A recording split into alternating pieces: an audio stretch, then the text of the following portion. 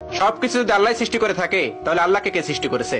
এই প্রশ্নটির সম্মুখীন আমরা প্রায়ই হই, যেটা অমুসলিমদের কাছে হতে পারে, যেটা নাস্তিকদের কাছে হতে পারে, এবং আমাদের মতো মুসলমানদের মাথায়ও এই রকম প্রশ্ন ঘোরে।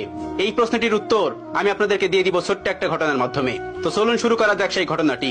একবার ইরাকে সমস্ত নাস্তিকেরা একত্রিত হলো এবং সেখানকার সমস্ত আলেমদের ডাকলো এবং বলল, তোমরা যদি আমাদের 4টা প্রশ্নের উত্তর দিতে পারো তাহলে আমরা ইসলাম ধর্ম গ্রহণ করে নেব, আমরা মুসলমান হয়ে যাব, আমরা নাস্তিক থাকবো না। তারপর সকল আলেমরা বলল, ঠিক আছে, তোমাদের প্রশ্ন 4টি করো, আমরা প্রশ্ন উত্তর দেওয়ার চেষ্টা করব। নাস্তিকদের প্রথম প্রশ্ন হলো, আমরা তো এখন সবাই এখানে উপস্থিত আছি, তাহলে আল্লাহ তাআলা কি করছেন? এটিই ছিল তাদের 1 নম্বর প্রশ্ন। তাদের 2 নম্বর প্রশ্ন, আল্লাহ তাআলা গোটা পৃথিবীকে কিভাবে পরিলক্ষিত করে, কিভাবে তিনি গোটা পৃথিবীকে একা পরিচালনা করেন?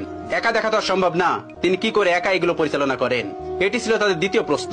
তাদের 3 নম্বর প্রশ্ন, মুসলমানদের নবী হযরত মুহাম্মদ সাল্লাল্লাহু আলাইহি ওয়াসাল্লাম মিরাজে গিয়েছিলেন, পৃথিবীর এই আহ্নিক গতি ভেদ করে আসমানের কোন দরজাতে তিনি আসমানে প্রবেশ করলেন এবং আল্লাহর সঙ্গে দিদার করলেন? এটি ছিল তাদের তৃতীয় প্রশ্ন।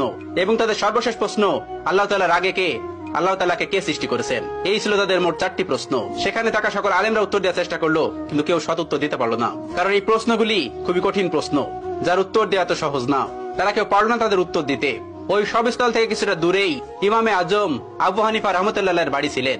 আপনারা অনেকেই জানেন, ইমাম আবু হানিফা রাহমাতুল্লাহ কাপড়ের ব্যবসায়ী ছিলেন, তো শহরের পাশেই তার বাড়ি ছিলেন।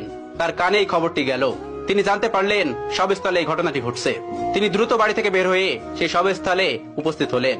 তার বয়স তখন মাত্র 13 বছর।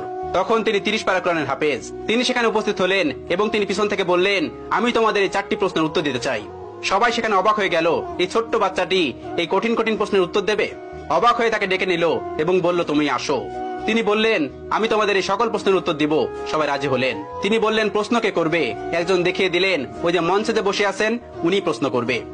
চেয়ারে বসে থাকা ওই লোকটিকে আবু হানিফা রাহমাতুল্লাহ বললেন, তুমি যখন আমাকে প্রশ্ন করবে তখন তুমি আমার ছাত্র, আমি তোমার শিক্ষক, তাহলে আগে তুমি আমাকে ওই চেয়ারে বসতে দাও, আর তুমি নিচে দাঁড়িয়ে আমাকে প্রশ্ন করবে। উদ্ভট হলেও এটি তারা মেনে নিয়েছিল। আবু হানিফা রাহমাতুল্লাহ চেয়ারে গিয়ে বসলেন এবং ওই নাস্তিকটি নিচে এসে প্রশ্ন করলো। প্রথম প্রশ্নটি ছিল এরকম, যে আল্লাহ তাআলা এখন কি করছেন? আবু হানিফা রাহমাতুল্লাহ তীক্ষ্ণ বুদ্ধি সম্পন্ন একজন মানুষ ছিলেন। আল্লাহ তাআলা তাকে অনেক হিকমত দিয়েছিলেন, অনেক জ্ঞান দিয়েছিলেন।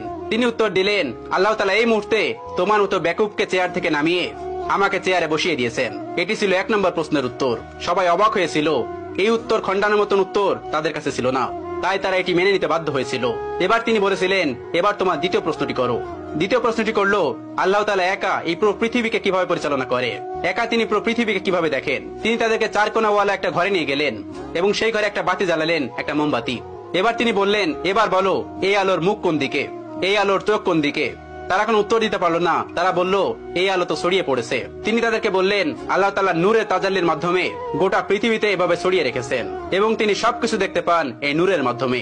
এই প্রশ্নের উত্তর নাস্তিকদের কাছে ছিল না, তারাও এটি মেনে নিয়েছিল। তৃতীয় প্রশ্ন করা হলো, হযরত মুহাম্মদ সাল্লাল্লাহু আলাইহি ওয়াসাল্লাম পৃথিবীর আহ্নিক গতি ভেদ করে আসমানের কোন দরজা দিয়ে আল্লাহর সঙ্গে মেরাজ করতে গেছিল? তখন আবু হানিফা রাহমাতুল্লাহ হাতে একটা ডিম নিলেন এবং বললেন, এই ডিমটি থেকে 22 থেকে 23 দিন পরে বাচ্চা ফুটে বের হবে। এবার তোমরা বলো, এই ডিমটির বাচ্চা কোন দিক থেকে বের হবে? তারা বললেন, এটি ঠোঁট দিয়ে ডিম ভেঙে বের হবে। তিনি বললেন, কোন দিক দিয়ে বের হবে? তারা বললেন, এটা আমাদের জানা নেই। এবার ইমাম আবু হানিফা রাহমাতুল্লাহ বললেন, আল্লাহ তাআলা তার বান্দাকে আসমানে নিবেন কোন দরজা দিয়ে নিবেন এটি আল্লাহ তাআলা ভালো জানেন। এটা আল্লাহ তাআলার কাজ, তোমার আমার কাজ না। আসমান তার, আসমানের যে কোনো জায়গা দিয়ে তার নবীকে আসমানে নিতে পারেন। চতুর্থ প্রশ্ন, যেটি সব থেকে গুরুত্বপূর্ণ, আল্লাহ তাআলাকে কে সৃষ্টি করেছেন? আল্লাহ তাআলার আগে কে? ইমাম আবু হানিফা রাহমাতুল্লাহ বললেন, তোমাদের মধ্যে কি এমন কেউ আছেন যিনি অনেক ভালো অঙ্ক করতে পারে? তখন একজন বললেন, হ্যাঁ আমি পারি। তখন তাকে বলল, তুমি 1 থেকে গুনতে শুরু করো। তখন সে গোনা শুরু করলো। 1 2 3 4 5 6 7 8 9 10 পর্যন্ত গোনার পর আবু হানিফা রাহমাতুল্লাহ তাকে থামিয়ে দিলেন এবং তাকে বললেন, এবার তুমি উল্টো দিক দিয়ে গোনা শুরু করো। তিনি গোনা শুরু করলো 9 8 7 6 5 4 3 2 1। এরপরে এসে সে আর গুনতে পারলো না। এবার ইমাম আবু হানিফা রাহমাতুল্লাহ তাকে বললেন, তুমি থামলে কেন? আমি তো তোমাকে থামতে বলিনি। তিনি বললেন, এর আগে কিছুই নেই। এবার আবু হানিফা রাহমাতুল্লাহ বললেন, আল্লাহর আগেও কিছু নেই। সামান্য একটা সংখ্যা দিয়ে যদি তার আগে কি আছে তুমি বুঝতে না পারো, তাহলে তুমি সেই মহান সত্তাকে কিভাবে বুঝতে পারবে যে তার আগে কেউ নেই?